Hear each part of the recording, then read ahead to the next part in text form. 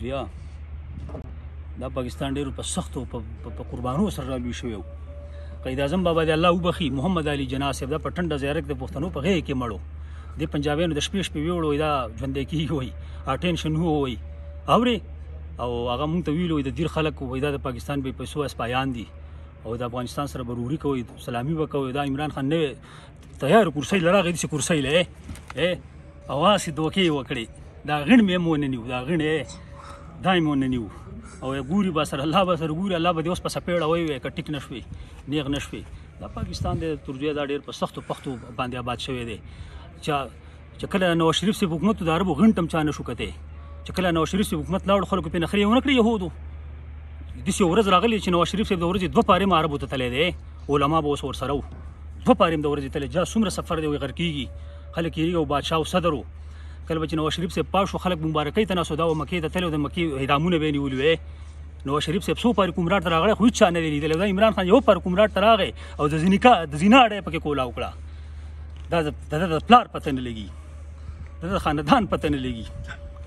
او نواز شریف صاحب په خپل حکومت کې 100 پارې کومراټ ته تللی هېڅ چا ویډیو هم نه دی راغستی. یا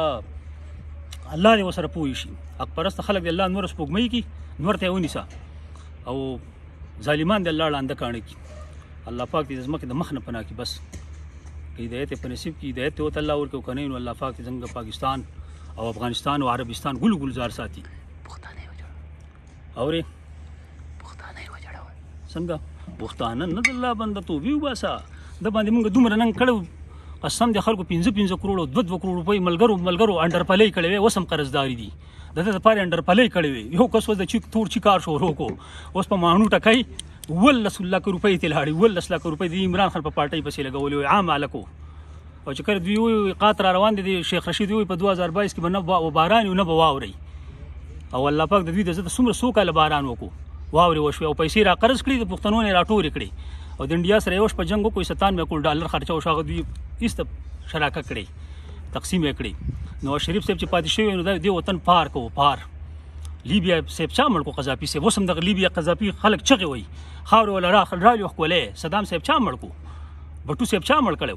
شاه فیصل بابا د عربو چا مړ کړی دا ډبل دا ګوشت چې کوزېدو دا نه ټکول د مسلمانانو ما دومره مشران مړ کړه او موږ یو افیه صدیق را آزاده نه کړو. عمران خان به دې خبره موږ دوکه کولو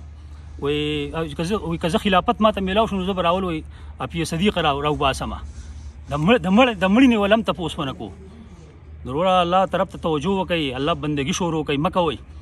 کوئ الله پاک د توبې دروازې کولاو دي الله سره هر څه خوشحالي د الله تعالی سره دي انسانیت کې نشته ګورئ هر څه خوشحالي د الله تعالی سره دي. الله خپل کو د توبې دروازې ټولې دنیا ته کولاو دي الله جوړه کوي روغه کوي مه کوئ او